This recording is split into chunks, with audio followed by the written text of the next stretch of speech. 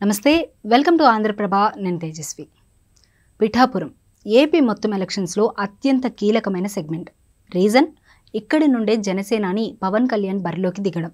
Pawan target గెలవడం, YCP target పవన్ను ఓడించడం. మరి పవన్ గెలుపు కోసం ఏం చేస్తున్నారు? వైసీపీ సేనానిని మట్టి కర్పించేందుకు పన్నుతున్న వ్యూహాలేంటి? పిఠాపురంలోనే కాదు, పోటీ చేసే మరో 20 స్థానాల్లో కూడా ఇప్పుడు సేనానికి బకెట్ టెన్షన్ పట్టుకుందట. పిఠాపురంలో పవన్ ప్రచారం ఇప్పుడు ఆ ప్రాంత ప్రజలకు కామన్గా మారిపోయింది. పవన్ పేరు అక్కడి ప్రజల నోళ్లలో నానుతుంది. అయితే రోడ్ షో, లేదంటే నడుస్తూ, ఇలా ఆ ప్రాంత ప్రజలను నిత్యం పలకరిస్తున్నారు పవన్. లేటెస్ట్గా ఆయన పిఠాపురంలో ఓ ఇంటిని కూడా తీసుకున్నారు. అందులోకి గృహప్రవేశం కూడా చేశారు. ఉగాది వేడుకలను కూడా ఆ ఇంట్లోనే జరుపుకున్నారు పవన్. సో తాను ఎక్కడికి వెళ్లేది లేదు, ఇక్కడే ఉంటున్నానని చెప్పకనే చెబుతున్నారు పవన్. నిజానికి పవన్ వ్యూహం మార్చినట్టు కనిపిస్తోంది.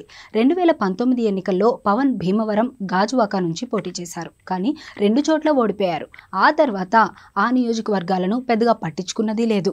ఎట్ ది సేమ్ టైం పిఠాపురంలో ఓడిపోతే పవన్ జెండా ఎత్తేస్తారన్న విమర్శలు కూడా చేశారు వైసీపీ నేతలు. ఈ విమర్శలు తన చెవిన పడ్డాయో ఏమో. పిఠాపురంలో ఓ ఇంటినే తీసుకున్నారు. సో తాను ఇక్కడి వాడినే, మీ వాడినే, తాను ఎక్కడికి వెళ్లేది లేదని మెసేజ్ ఇచ్చారు పవన్. అంతేకాదు, మరో కొత్త తరహా చాణక్యాన్ని ప్రదర్శిస్తున్నారు పవన్. పిఠాపురం టికెట్ జనసేనకు కేటాయించగానే ఆ ప్రాంతంలో జరిగిన రచ్చ అంతా ఇంతా కాదు. ఈ సెగ్మెంట్ టికెట్ ఎక్స్పెక్ట్ చేసిన భంగపడ్డ ఎస్వీఎస్ఎన్ వర్మ, ఆయన అనుచరులు ఉద్రిక్త పరిస్థితులకు కారణమయ్యారు. టీడీపీ జెండాలు తగలపెట్టారు. పార్టీకి వ్యతిరేకంగా నినాదాలు చేశారు. జనసేన అభ్యర్థి ఎవరైనా ఓడిస్తామని ప్రతిజ్ఞలు చేశారు. కానీ సీన్లోకి చంద్రబాబు ఎంటర్ కాగానే పరిస్థితి మారిపోయింది. వర్మ సైలెంట్ అయిపోయారు. అయితే ఆయనకు ఎమ్మెల్సీ పదవి ఇస్తారన్న హామీతో ఆయన వెనక్కి తగ్గారన్న ప్రచారం జరిగింది. అలాంటి వర్మను ఇప్పుడు తన పక్కనే ఉంచుకుంటున్నారు పవన్. ప్రచారంలో కూడా వర్మను వెంటే ఉంచుకుంటున్నారు పవన్.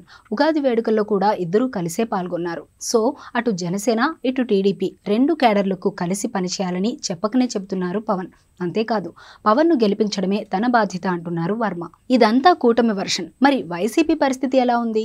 వైసీపీలో అంతర్గత కుమ్ములాటలు కూడా పవన్కు అనుకూలంగా పనిచేస్తాయా? ఈ క్వశ్చన్ కొంచెం ట్రిక్కీ. పిఠాపురం వైసీపీ అభ్యర్థి వంగా గీత, ఆమె సిట్టింగ్ ఎంపీ కూడా. 3 నెలలుగా ఆమె పిఠాపురంలోనే ఉన్నారు. అయితే వైసీపీ సిట్టింగ్ ఎమ్మెల్యే దొరబాబు మొదట సహకరించలేదు ఆమెకు. అక్కడ చంద్రబాబు ఎలాగైతే వర్మకు ఎమ్మెల్సీ హామీ ఇచ్చారో, ఇక్కడ సీఎం జగన్ కూడా దొరబాబుతో మాట్లాడి ఎమ్మెల్సీ హామీ ఇచ్చారు. గీత గెలుపుకు సహకరించాలని సూచించారు. అయితే గ్రౌండ్ లెవెల్లో క్యాడర్లో అంత కోఆర్డినేషన్ ఉన్నట్టు కనిపించడం లేదన్న ప్రచారం ఉంది. సీఎం జగన్ పిఠాపురంపై ఫుల్ ఫోకస్ పెట్టినట్లు కనిపిస్తోంది. ఇలా ఎందుకు చెప్పాల్సి వస్తుందంటే, వెరీ సూన్ పిఠాపురంలో ఆయన భారీ బహిరంగ సభ ఉండబోతుందని సమాచారం. ఈ సభలోనే టీడీపీ, జనసేన నుంచి కొందరు నేతలు వైసీపీలో చేరతారని నియోజకవర్గంలో గుసగుసలు వినిపిస్తున్నాయి. మరోవైపు కాపు ఉద్యమ నేత ముద్రగడ పద్మనాభం గ్రామాల వారీగా సమావేశాలు నిర్వహిస్తున్నారు. మరోవైపు పవన్కు ఏమాత్రం తగ్గకుండా వంగా గీత ప్రచారం నిర్వహిస్తున్నారు. ఇప్పుడు జగన్ కూడా పిఠాపురంలో ప్రచారం చేస్తే కాస్త ఇంపాక్ట్ ఉండటం ఖాయం. ఇవన్నీ ఒకవైపు అయితే, జనసేన అధినేత పవన్ కళ్యాణ్కు కొత్త తలనొప్పి స్టార్ట్ అయింది. జనసేన సింబల్ గాజు గ్లాసును పోలిన సింబల్తో మరో కొత్త పార్టీ పుట్టుకొచ్చింది. దాని పేరు నవరంగ్ కాంగ్రెస్ పార్టీ. ఇప్పుడు ఈ పార్టీ జనసేన అభ్యర్థులు పోటీ చేస్తున్న 21 అసెంబ్లీ, 2 ఎంపీ నియోజకవర్గాల్లో పోటీ చేయాలని డిసైడ్ అయింది. కేవలం సింబల్ మాత్రమే కాదు, జనసేన లీడర్ల పేరుతో ఉన్నవారినే తమ పార్టీ తరపున బరిలో దించేలా స్కెచ్ వేశారు. అంటే పిఠాపురం నుంచి కూటమి అభ్యర్థిగా పవన్ కళ్యాణ్, అదే పిఠాపురం నుంచి బరిలో మరో పవన్ కళ్యాణ్, తెనాలి నుంచి జనసేన టికెట్పై నాదెండ్ల మనోహర్, అదే తెనాలి నుంచి మరో మనోహర్ పోటీ. సో చూస్తుంటే ఇది ఓటర్లను కన్ఫ్యూజ్ చేసే ఎత్తుగడ అని క్లియర్ కట్గా అర్థమవుతోంది. నవరంగ్ కాంగ్రెస్ పార్టీకి దేశం మొత్తం గాజు గ్లాస్ గుర్తే ఉంది. ఏపీకి వచ్చేసరికి బకెట్ గుర్తు కేటాయించారు.